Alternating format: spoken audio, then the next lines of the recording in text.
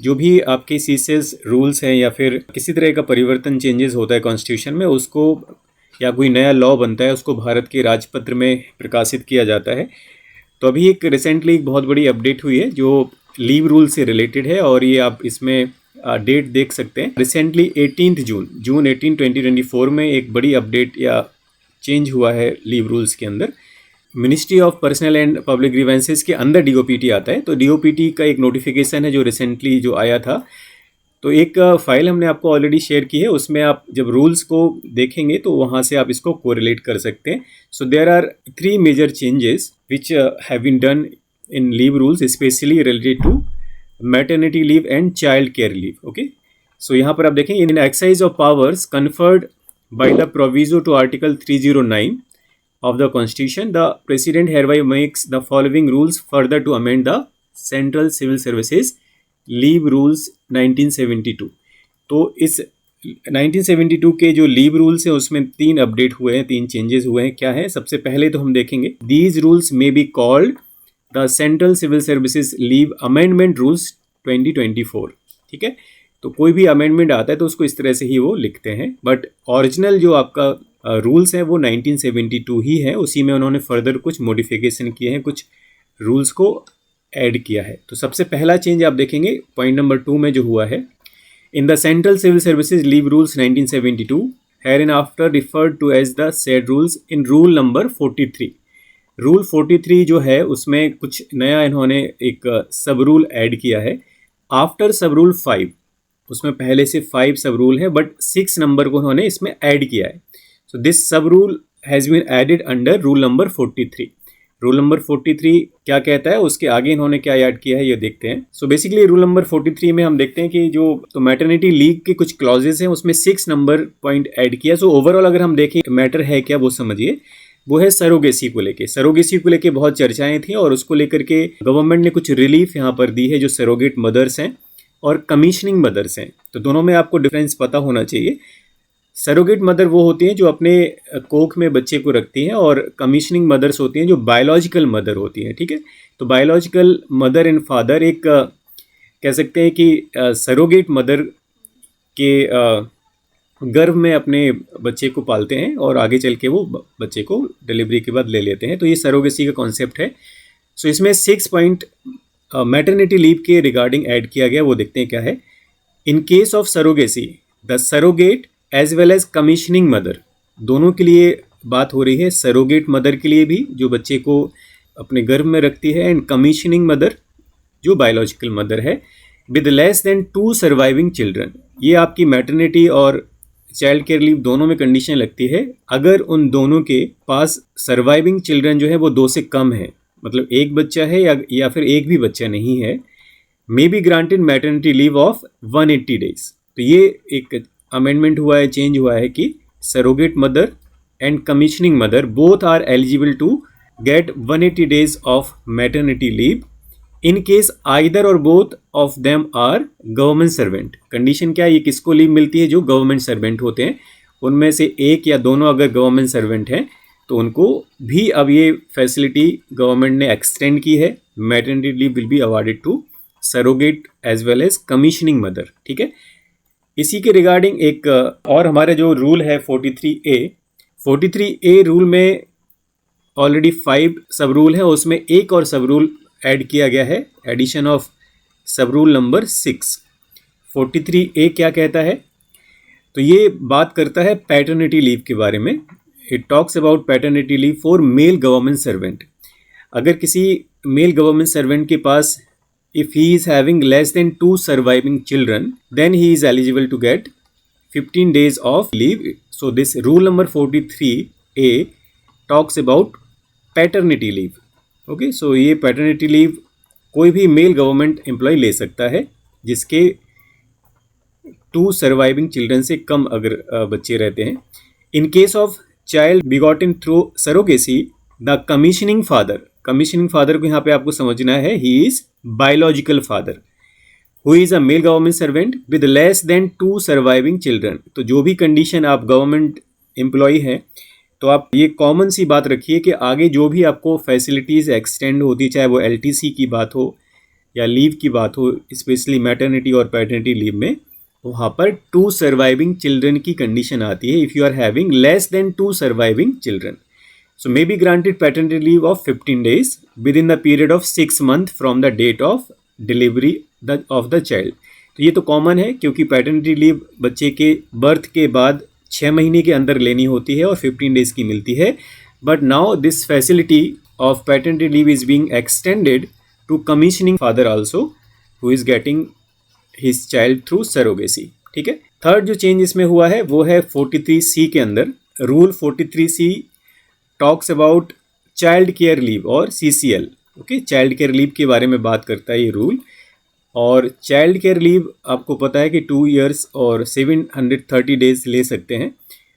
तो इसमें ये फैसिलिटी अब किसको मिलने वाली है वो देखेंगे। इन केस ऑफ सरोगेसी, आपका कॉन्सेप्ट सरोगेसी का ही चल रहा है कि सरोगेसी से अगर कोई बच्चा पैदा हो रहा है, जन्म ले रहा है, the commissioning mother means biological mother with less than 2 surviving children may be granted child care leave also.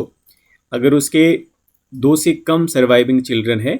अच्छा, इसको आप देखेंगे कि एक चाइल्ड के लिए 730 डेज नहीं है, overall child care leave overall 730 days है, जो कि आप मैक्सिमम 2 सर्वाइविंग चिल्ड्रन के लिए ले सकते हैं अपने ओवरऑल सर्विस में। तो एक अमेंडमेंट था, इसको हमने कहा अभी जो रिसेंटली हुआ है, तो वो आपके साथ हमने डिस्कस किया। यहाँ पे सरोगेट मदर को भी और कमीशनिंग मदर को भी यहाँ पर मैटरनिटी लीव भी मिलेगी। कमीशनिंग मदर को चाइल्ड केयर लीव मिलेगी और यहाँ पर कमीशनिंग फादर को क्या मिलेगा, पैटर्निटी लीव वो ले सकते हैं। अभी रिसेंटली आपने केसेस सुने होंगे, लाइक आमिर खान का बच्चा हुआ था। बड़े बड़े जो सेलिब्रिटीज़ हैं तो वो तो कुछ और रीजन से ऐसा लेते हैं फैसिलिटी, बट कई बार मेडिकल इश्यूज़ होते हैं जहाँ पर गवर्नमेंट एम्प्लॉय को भी आवश्यकता होती है, तो उनको लेना पड़ता है। ठीक है। तो ये तो अपडेट थी जो अभी हमने डिस्कस किया। नेक्स्ट जो लास्ट सेशन में हमने जहाँ अपना डिस्कशन स्टॉप किया था, उसके आगे हम लोग आज, चलिए यहाँ से देखते हैं। आज हम लोग HPL को डिस्कस करने वाले हैं, हाफ पे लीव जो नॉन वेकेशनल स्टाफ को मिलती है। ठीक है। बट हम लोग वेकेशनल में आते हैं तो ये फैसिलिटी अभी हम लोगों के लिए नहीं है। So credit to the HPL account is made in advance as under. Advance कैसे आपके अकाउंट में क्रेडिट होता है, तो इसके 3 कॉन्सेप्ट हैं, आपको याद रखना है। पहले तो अगर जब आप रेगुलरली ज्वाइन कर लेते हैं और मान लीजिए किसी ने 3 जुलाई को ज्वाइन किया, ठीक है, 3 जुलाई को ज्वाइन करने के बाद कोई बता सकता है क्या जुलाई मंथ का HPL मिलेगा उसको या नहीं मिलेगा? 3 जुलाई को इसलिए नहीं मिलेगा क्योंकि कोई भी EL और HPL है वो मिलती है हमें कंप्लीट कैलेंडर मंथ के लिए। Okay, so on entering the service, HPL की हम बात कर रहे हैं तो 5/3 डेज पर month for each completed calendar month from the date of joining to the immediately following 1st January और 1st July, rounding up to the nearest full day. तो यहाँ पे बेसिकली जैसे हम बात कर रहे हैं कि कोई जुलाई में अगर ज्वाइन करता है तो उसके पास कितने मंथ बच रहे हैं, 5 कंप्लीटेड जो कैलेंडर मंथ होंगे, क्योंकि जुलाई का मंथ काउंट नहीं होगा HPL या EL की क्रेडिट में। अगर वो कोई एम्प्लॉय 1st जुलाई को ज्वाइन करता है तो वो फुल कैलेंडर मंथ माना जाएगा। सेम कंडीशन होती है रिटायरमेंट, रिमूवल या रेजिग्नेशन के केस में, डिसमिसल के केस में। अगर कोई एम्प्लॉय मंथ एंड के पहले रिटायर होता है या उसको सर्विस से रिमूव या डिसमिस किया जाता है या फिर वो रिज़ाइन करता है, तो ऐसे कंडीशन में जो प्रीवियस कंप्लीटेड मंथ है वहाँ तक उसके अकाउंट में HPL और EL को ऐड किया जाएगा। ठीक है। तो यहाँ पर सीधा सा कॉन्सेप्ट आपको याद रखना है, जो भी कंप्लीटेड कैलेंडर मंथ है उसके अगेंस्ट ही HPL और EL आपको मिलती है। ठीक है। तो हमने बात की 3 जुलाई को कोई एम्प्लॉय ज्वाइन करता है तो उस महीने में उसको HPL नहीं मिलेगी। तो कितनी उसको HPL मिलती है? 1st जुलाई या 1st जनवरी को जो 6 मंथ का फर्स्ट हाफ और सेकेंड हाफ है उसमें उसको मिलती है 10। ठीक है। 10 बहुत ईजी है। 10 आपको 1st जनवरी को मिलती हैं, 10 आपको 1st जुलाई को मिलती है। टोटल 20 HPLs मिलती है। लेकिन EL हमने देखा था वो 30 है नॉन वेकेशनल स्टाफ के केस में, और टीचिंग स्टाफ जो वेकेशनल स्टाफ है उसके केस में 10 है। 5 1st जनवरी को मिलती हैं, 5 1st जुलाई को मिलती है। ठीक है। सो 2 सेगमेंट में हमें ये चीज़ों को याद रखना होगा। सो 10/6 अगर हम करेंगे कैलकुलेशन, अगर करेंगे, अगर 10 मिल रही है 6 मंथ में, 1 मंथ में कितना मिलेगा, इसको ईजिली हम क्या कर देते हैं 5/3। ओके, 2 से डिवाइड करेंगे तो 5/3, तो कितना हो जाएगा ये 25/3 हो जाएगा। और इसका जब इसको हम कैलकुलेट करेंगे तो ऑलमोस्ट 8.33 इसका कैलकुलेशन आएगा। तो 8.33 का मतलब है यहाँ पर आपको 8 HPL आपके अकाउंट में क्रेडिट हो जाएगी अगर आप 3 जुलाई को ज्वाइन करते हैं। ठीक है, सो 5/3 डेज पर month for each complete calendar month आपको आपके अकाउंट में ऐड हो जाएंगी। और जैसे ही आप दिसंबर 31 कंप्लीट कर लेते हैं, जुलाई से अगर हम एग्जाम्पल ले रहे हैं, तो आपको 1 जनवरी को फिर रेगुलर जो 10 HPL है वो आपके अकाउंट में क्रेडिट होती जाएंगी। बात हम कर रहे हैं नॉन वेकेशनल स्टाफ की। सेकेंड पॉइंट देखेंगे, thereafter 10 days HPL on each 1 January and 1 July, जो अभी हमने आपको बताया। उसके बाद 1 जनवरी और 1 जुलाई को 10 HPL आपके अकाउंट में ऐड हो जाएंगे। That is 20 days HPL for each completed year of service. एक साल में आपको 20, लेकिन जो EL या HPL है वो आपको फर्स्ट और सेकेंड हाफ के अकॉर्डिंग मिलती है। 1 जनवरी को 10 एडवांस, ये भी याद रखना है, एडवांस क्रेडिट आपके अकाउंट में हो जाती है। ठीक है, 1 जनवरी को एडवांस क्रेडिट हो जाएगी और 1 जुलाई को भी। अभी 1 जुलाई आने वाला है, तो आपके अकाउंट में, आप एक टीचिंग स्टाफ हैं, वेकेशनल स्टाफ है, तो आपके अकाउंट में केवल 5 EL क्रेडिट होने वाली हैं, वो भी 1 जुलाई को। ठीक है, जो HPL का केस है वो अभी करंट में आपके लिए नहीं है, लेकिन कुछ ऐसे एम्प्लॉयज़ हैं हमारे जो टीचिंग स्टाफ में भी है, जिनको पहले मिलती थी और उनके अकाउंट में HPL अभी काफ़ी सारी हैं, तो वो यूज़ कर रहे हैं अभी।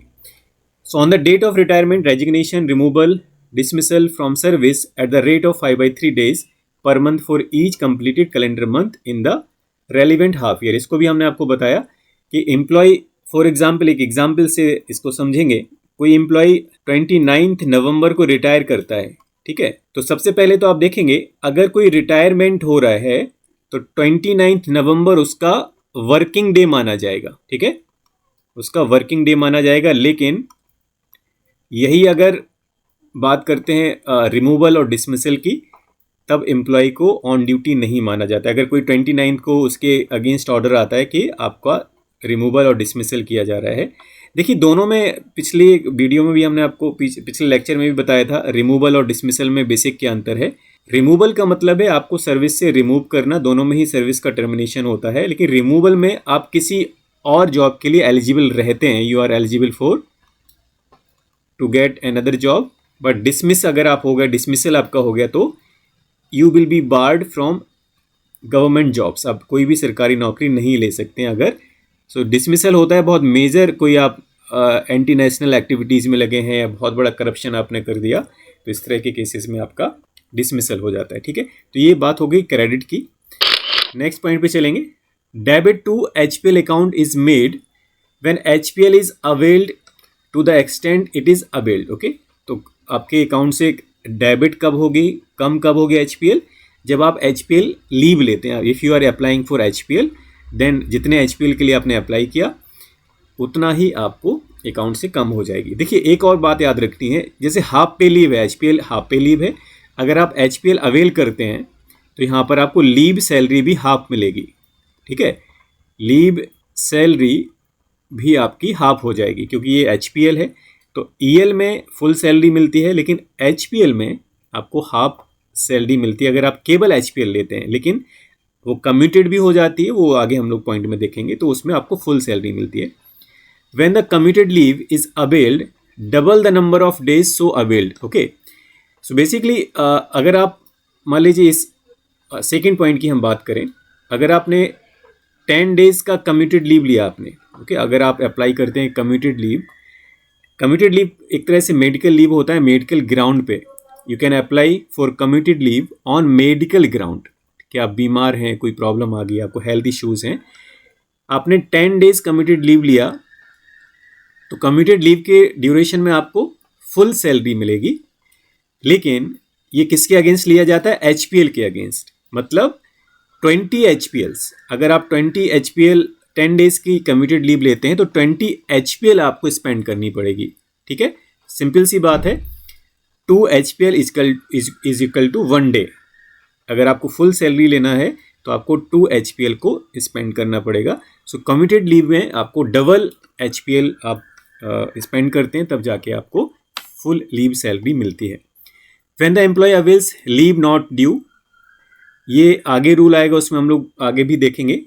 Leave not due, leave not due का मतलब क्या है? जब आपके अकाउंट में if you are not having any kind of leave, आपके अकाउंट में किसी भी तरह की कोई लीव नहीं बची है और आगे चल के आप अप्लाई करते हैं लीव के लिए, उसको कहते हैं लीव नॉट ड्यू, LND। मतलब it is like advance leave. आपके अकाउंट में कोई भी लीव नहीं है और आपको एक एडवांस लीव दी जा रही है अगेंस्ट किसके, HPL, अगेंस्ट HPL। मतलब ये LND के लिए फिर से आप याद रखिए, आप टीचिंग स्टाफ हैं, आपके अकाउंट में HPL नहीं आने वाली, तो आप इसके लिए एलिजिबल नहीं हैं। तो जो नॉन वेकेशनल स्टाफ हैं उनको HPL मिलती है। तो अगेंस्ट HPL मीन्स फ्यूचर में जितना HPL आप क्रेडिट आपके अकाउंट में होना है उसके अकॉर्डिंगली आपको लीव नॉट ड्यू दिया जाता है। कोई भी छुट्टी नहीं है, आपको छुट्टी चाहिए तो आपने LND ले लिया, लीव नॉट ड्यू, और फ्यूचर में जब आपके अकाउंट में HPL क्रेडिट होगी वो LND के अगेंस्ट डेबिट कर ली जाएगी। जितनी HPL आपके अकाउंट में आती जाएगी, जितनी आपने लीव नॉट ड्यू ली है वो उससे डिडक्ट कर देंगे। डी पॉइंट देखेंगे, 1/18 of the period of dies non. ये बहुत इंपॉर्टेंट है। अगर आप की सर्विस को डाइज नन मान लिया जाता है, डाइज नन में कई सारे कंडीशन होती है। आप केवल ऐसा नहीं है कि आपने बिना इन्फॉर्मेशन के आप एब्सेंट हो गए तो वो पीरियड आपका डाइज नन है, नहीं। अगर आप ऑफिस में जाते हैं और आप कोई भी काम नहीं करते हैं, आप वहाँ पे किसी भी ऑर्डर को रिफ्यूज़ करते हैं, तो भी वो पीरियड आपका डाइज नन में कॉम्पिटेंट अथॉरिटी को पावर होता है कि आपकी सर्विस को वो डाइज नन कर दे, मतलब उसको सर्विस में काउंट नहीं किया जाता है। फिर भी अगर आप बिना किसी इन्फॉर्मेशन के एब्सेंट रहते हैं तो इसका कैलकुलेशन हम कैसे करते हैं, देखिए सिंपल सी बात है। अगर कोई एम्प्लॉई 60 डेज़ के लिए बिना इन्फॉर्मेशन के चला जाता है और कॉम्पिटेंट अथॉरिटी ने इस पीरियड को डाइज नन अनाउंस कर दिया, तो 1/18 जो आपका HPL in next half year में क्रेडिट होने वाली है उससे वो लेस कर लिया जाएगा। मींस अब इसको हम कैलकुलेट करेंगे। अगर कोई एम्प्लॉय 60 डेज़ के लिए एब्सेंट था बिना इन्फॉर्मेशन के और ये पीरियड डाइज नन डिक्लेयर कर दिया गया, 1/18 इसका करेंगे तो कितना होगा, कैलकुलेट करिए इसको, 3 पॉइंट कुछ आएगा, ठीक है। तो इसमें राउंड अगर हम लेते हो 3 डेज़ हो गया, 3 HPL। मीन्स आगे चल के आपके अकाउंट में जो 10 HPL क्रेडिट होने वाली है, जो आपके नॉन वेकेशनल स्टाफ है, उसमें से 3 HPL को डिडक्ट कर दिया जाएगा। Means only 7 HPL will be credit in your account. सो 10 - 3 हो जाएगा, क्योंकि आपने 60 डेज अनऑथराइज अब्सेंस आपका था, आपने कोई इन्फॉर्मेशन नहीं दी डिपार्टमेंट को और कॉम्पिटेंट अथॉरिटी ने इसको डाइज नन डिक्लेयर कर दिया, ये पीरियड 60 डेज का, ठीक है। तो 60 दिन के अगेंस्ट 1/18 करेंगे, इसका जितना भी कैलकुलेशन आएगा वो आपके नेक्स्ट हाफ ईयर में जो भी मान लीजिए जो 60 डेज़ का एब्सेंट है वो टाइम पीरियड जनवरी टू जून के बीच में है, ठीक है। तो 1 जुलाई को जो आपके अकाउंट में HPL क्रेडिट होने वाली है उसमें से 3 HPLs को कम करके 1 जुलाई को केवल 7 HPL आपके अकाउंट में क्रेडिट की जाएगी, ठीक है। तो ये कॉन्सेप्ट है आपका डाइज नन पीरियड का। When the employ overstays after leave without prior sanction, number of days he so overstays. Overstay के केस में भी क्या होता है कि जब आप बिना परमिशन के ज़्यादा दिन तक आप छुट्टी ले लेते हैं और आप 10 डेज़ की छुट्टी लेकर गए, वेकेशन में लीव लेके गए, उसके बाद 15 डेज़ या 20 डेज़ तक आप वापस नहीं आते, कोई इमरजेंसी हो जाती है या कुछ है, तो जो ओवर स्टेल टाइम पीरियड है उसको HPL के अगेंस्ट वहाँ पर डिडक्ट कर दिया जाता है, अगर आपकी कॉम्पिटेंट अथॉरिटीज़ को परमिट करते हैं। तो 10 डेज़ मीन्स 20 HPL आपके अकाउंट से कम कर ली जाएगी और वो आपकी सर्विस रेगुलर वहाँ पर हो जाएगी, ठीक है। और इसमें आपको याद रखना है कि जो ओवर स्टेल है, भले ही आपको HPL से आपकी सर्विस को रेगुलराइज किया जा रहा है, लेकिन उस पीरियड की आपको सैलरी आपको नहीं मिलेगी, ठीक है। आगे देखेंगे, HPL can be avail with और without medical certificate. 2 cases are there, you can avail with medical certificate, जिसको अभी हमने देखा। कम्यूटेड लीव में, कम्यूटेड लीव अगर आप लेते हैं हेल्थ इश्यूज़ के बेसिस पे तो वहाँ पर मेडिकल सर्टिफिकेट कंपलसरी है, और विदाउट मेडिकल सर्टिफिकेट भी आप उसको ले सकते हैं। इसके अलावा 90 डेज़ अगर आप स्टडीज़ के लिए लेते हैं, अगर कोई ऐसी स्टडी आप कर रहे हैं जो डिपार्टमेंट के लिए बेनिफिशियल है, तो 180 HPL के अगेंस्ट आपको 90 डेज़ की भी छुट्टी दी जा सकती है जो विदाउट मेडिकल सर्टिफिकेट होती है, ठीक है। So without medical certificate also you can take HPL, और with medical certificate commuted leave के फॉर्म में आप ले सकते हैं। Converted into full pay leave as commuted leave, जो हमने पहले भी देखा। If leave applied for is on medical ground, अगर मेडिकल ग्राउंड पर आपने लीव को अप्लाई किया तो उस लीव को हम कहते हैं कम्यूटेड लीव। सो सीधी सी बात है, जो आपके अकाउंट में HPL है उससे हाफ ही आप कम्यूटेड लीव ले सकते हैं। आपके अकाउंट में 180 अगर HPL है then you can apply for 90 days commuted leave, ठीक है। सेकेंड वन जो without medical certificate, but medical certificate is compulsory here, आपको यहाँ पर देना पड़ेगा मेडिकल सर्टिफिकेट, तब जाके आप कम्यूटेड लीव ले सकते हैं। लेकिन कम्यूटेड लीव अपने आप में कोई लीव नहीं है, actually we are utilizing HPL here. HPL को हम डबल रेट में स्पेंड कर रहे हैं, तब हमें कम्यूटेड लीव यहाँ पर मिल रही है और इस ड्यूरेशन में आपको लीव सैलरी भी मिलती है। Next is converted into full pay leave as commuted leave up to the maximum of 180 days during the entire service to be utilized for an approved study course, जो आपको अभी हमने बताया था। विदाउट मेडिकल सर्टिफिकेट कोई approved आप research का काम कर रहे हैं, आपका प्रोफेशन से रिलेटेड आप कुछ स्टडी कर रहे हैं, तो उसमें 90 डेज तक आपको एक किसी भी अप्रूव्ड स्टडी कोर्स के लिए विदाउट मेडिकल सर्टिफिकेट भी लीव मिल सकती है, वो भी मैक्सिमम 180 HPL। 180 HPL जब कन्वर्ट करेंगे तो 90 डेज आपका हो जाएगा, 90 डेज की लीव आपको मिल सकती है यहाँ पर। नेक्स्ट वन इज, आगे हम बात करेंगे कम्यूटेड लीव, जो अभी थोड़ा सा हमने डिस्कस भी किया। Commuted leave means, commutation means changing the form, ठीक है। तो commuted leave can be taken with medical certificate up to the maximum half the amount of HPL। Commuted leave directly HPL के साथ कनेक्टेड है, आपको ध्यान देना है। तो जितने भी आपके अकाउंट में HPL है उससे हाफ आप कम्यूटेड लीव ले सकते हैं। वेरी इजी कॉन्सेप्ट, बहुत आसान तरीके से आप समझ सकते हैं। जितनी HPL है उससे हाफ आप कम्यूटेड लीव ले सकते हैं, क्योंकि HPL मतलब हाफ डे, हाफ पे लीव है। अगर उसको आप फुल पे में करेंगे तो आपको 2 HPL के अगेंस्ट 1 डे कम्यूटेड लीव मिलेगा। इसका मतलब क्या है, HPL अकाउंट में जितनी आपकी है उससे हाफ आप कम्यूटेड लीव ले सकते हैं।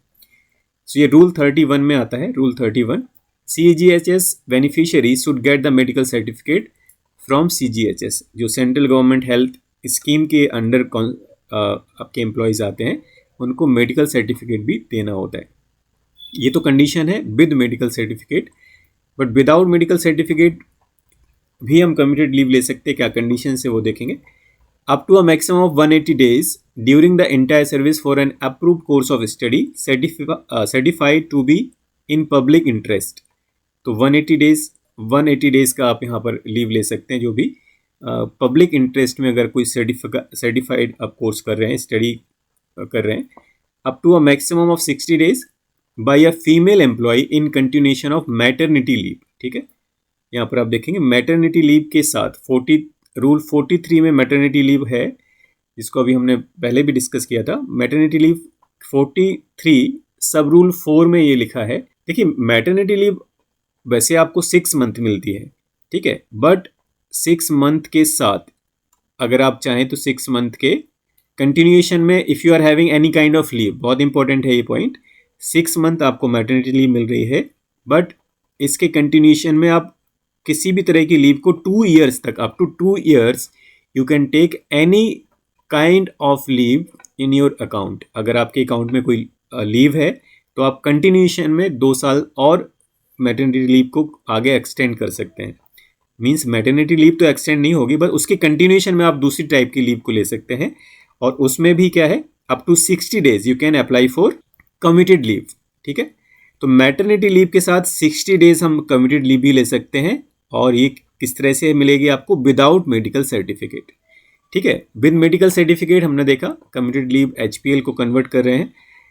Without medical certificate 180 days if you are enrolling in study certified in public interest. Second one is maternity leave के साथ 60 days commuted leave ले सकते हैं without medical certificate. Third one is up to a maximum of 60 days by a female employee having less than 2 living children on adoption of a child less than 1 year, ठीक है। Child adoption leave भी हमें मिलती है। Child adoption leave जो mail और female दोनों employees को मिलती है। तो ऐसे में अगर कोई ऐसा बच्चा आपने अडॉप्ट किया जिसकी एज 1 ईयर से कम है, तो उसके साथ भी 60 डेज़ की कम्यूटेड लीव आप ले सकते हैं, ठीक है। तो कम्यूटेड लीव आप मैटरनिटी लीव के साथ as well as you can take with child adoption leave. Child adoption के केस में भी 60 डेज तक आप कम्यूटेड लीव को ले सकते हैं। Next one is commuted leave can be granted at the request of the employ even when EL is at credit of the employ, ठीक है। अगर आपके अकाउंट में ईएल है तब पर भी आप कम्यूटेड लीव ले सकते हैं। आपके पास एचपीएल बहुत ज़्यादा है, आपको लग रहा है इसको कन्वर्ट करा लें टाइम से तो ठीक रहेगा, तो ऐसे केस में भी आप कम्यूटेड लीव के लिए अप्लाई कर सकते हैं, ठीक है।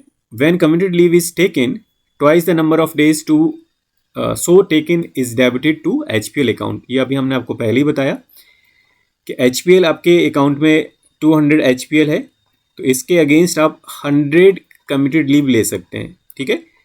इसका हाफ जो आपका एचपीएल आपके अकाउंट में उसकी आधी उसकी हाफ आप जो है कम्यूटेड लीव ले सकते हैं, ठीक है, कम्यूटेड लीव। आगे चलेंगे,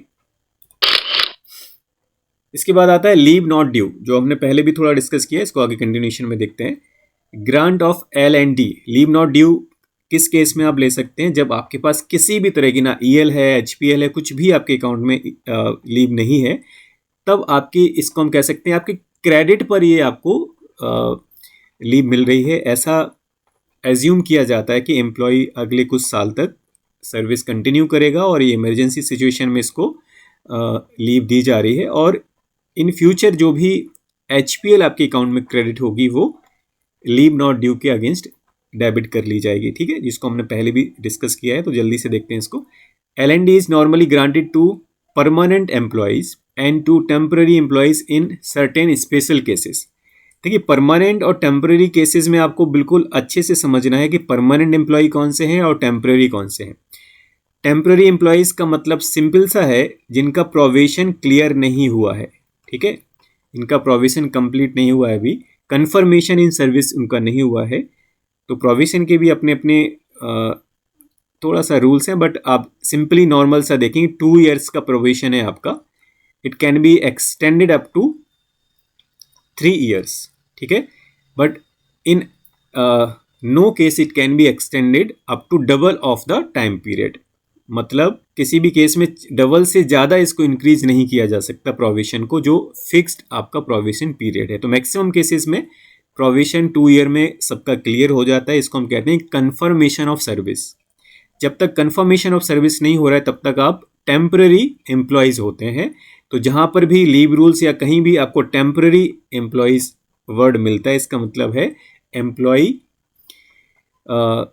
is not confirm in department, he is still a provisionary, provision में वो अभी चल रहे हैं। जिनका प्रोविजन क्लियर हो जाता है, वो कन्फर्म हो जाते हैं, इनको हम कहते हैं परमानेंट एम्प्लॉय, ठीक है। तो परमानेंट एम्प्लॉय को तो लीव नॉट ड्यू नॉर्मली मिल जाती है, but in case of provisionary और temporary employees in certain special cases only it can be granted. It is granted when the employee has no HPL to his credit and the leave sanctioning authority is satisfied that there is a reasonable prospect of the employee returning to duty after leave। अगर उसको लगता है कि leave के बाद employ वापस आएगा अपनी ड्यूटी पे, तो उसको लीव नॉट ड्यू दे दी जाती है। कंडीशंस क्या है? Leave not due is granted only on production of medical certificate. आपको ध्यान देना है, medical certificate is compulsory for leave not due accept in following cases. Exceptions क्या है? फीमेल एम्प्लॉय जो हमने पहले देखा, इन कंटिन्यूएशन ऑफ मैटरनिटी लीव, वो 60 डेज लीव नॉट ड्यू को ले सकते हैं मैटरनिटी लीव के साथ। Female employees with less than 2 living children applying for leave not due on adoption of a child adoption maternity leave में भी मेडिकल सर्टिफिकेट नहीं चाहिए। यहाँ पर भी 60 डेज फीमेल गवर्नमेंट एम्प्लॉयज ले सकते हैं।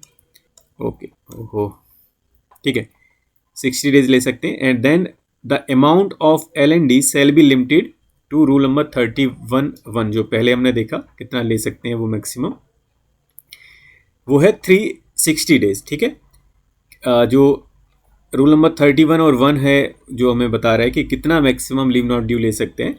The HPL the employ is likely to earn subsequently, means आपको एक असेसमेंट करना होगा कि आगे की जो बची हुई सर्विस है उसमें एम्प्लॉय कितना HPL लेने वाला है, उसके अकाउंट में कितनी HPL क्रेडिट होगी, उसके अगेंस्ट ही उसको एडवांस लीव दी जा रही है on assumption that he will earn HPL subsequently. तो HPL के अगेंस्ट मिल रहा है, तो जितना HPL वो अर्न करने वाला है, क्रेडिट होने वाली है HPL, उसके अगेंस्ट पहले से ही उसको लीव नॉट ड्यू दे दिया गया। And a maximum of 360 days in the entire service, ये भी कंडीशन है, लीव नॉट ड्यू पूरी सर्विस में 360 डेज से ज़्यादा नहीं ली जा सकती है।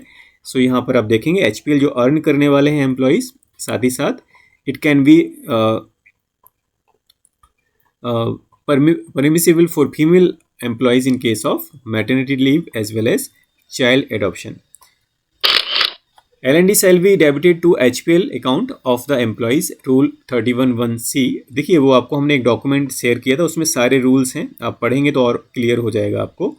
And L&D should not be granted as LPR।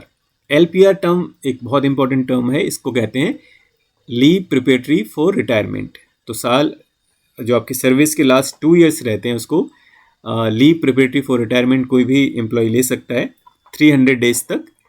तो लीव प्रिपरेटरी फॉर रिटायरमेंट में अगर कोई जा रहा है उस समय आप लीव नॉट ड्यू नहीं दे सकते हैं, क्योंकि फ्यूचर में उसके अकाउंट में HPL क्रेडिट होने के चांसेस कम है। HPL जब क्रेडिट नहीं होगी तो डेबिट हम कैसे कर सकते हैं, तो उस एम्प्लॉयज़ को नहीं देना है।